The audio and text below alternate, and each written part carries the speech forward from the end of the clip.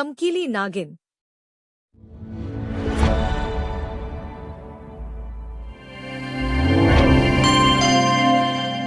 हरे भरे जंगल में सुरैया नाम की नागिन रहती थी।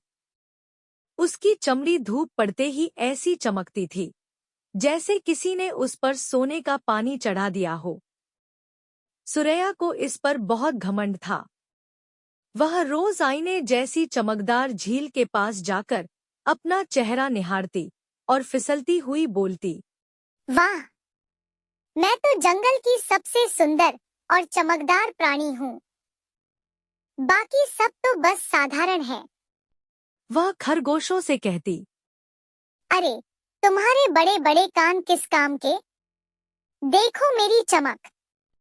वह बंदरों से कहती, तुम्हारी छलांग भी बेकार है। मेरे जैसी चमक कोई ला सकता है? जानवर उसकी बातें सुनकर परेशान हो गए थे। धीरे धीरे सभी उससे दूर रहने लगे, लेकिन सुरैया को इस बात की कोई परवाह नहीं थी। एक दिन गर्मी इतनी बढ़ी कि जंगल की घास में आग लग गई। लपटें धीरे धीरे फैलने लगी। पक्षी आसमान की ओर उड़ गए। हिरण और खरगोश भागने लगे।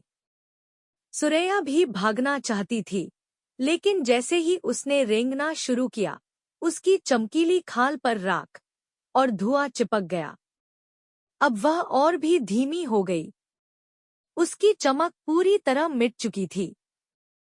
वह घबराकर चिल्लाई, बचाओ! कोई तो मेरी मदद करो, नहीं तो मैं जल जाऊंगी। लेकिन जानवर बोले, जब तू घमंड में डूबी थी तब हमारी परवाह नहीं की। अब तू मुसीबत में है तो हम क्यों मदद करें? तभी पास से गुजरता कछुआ टिंकू रुका।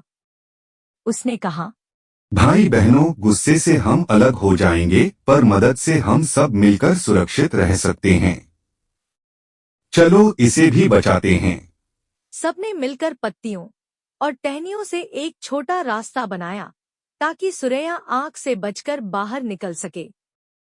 सुरैया किसी तरह रेंगते रेंगते सुरक्षित स्थान पर पहुंची।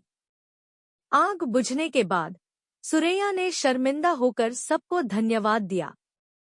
उसने कहा, आज समझ आ गया कि चमक सिर्फ ऊपर से होती है, लेकिन सच्ची पहचान अच्छे स्वभाव और मिलजुल कर रहने में है।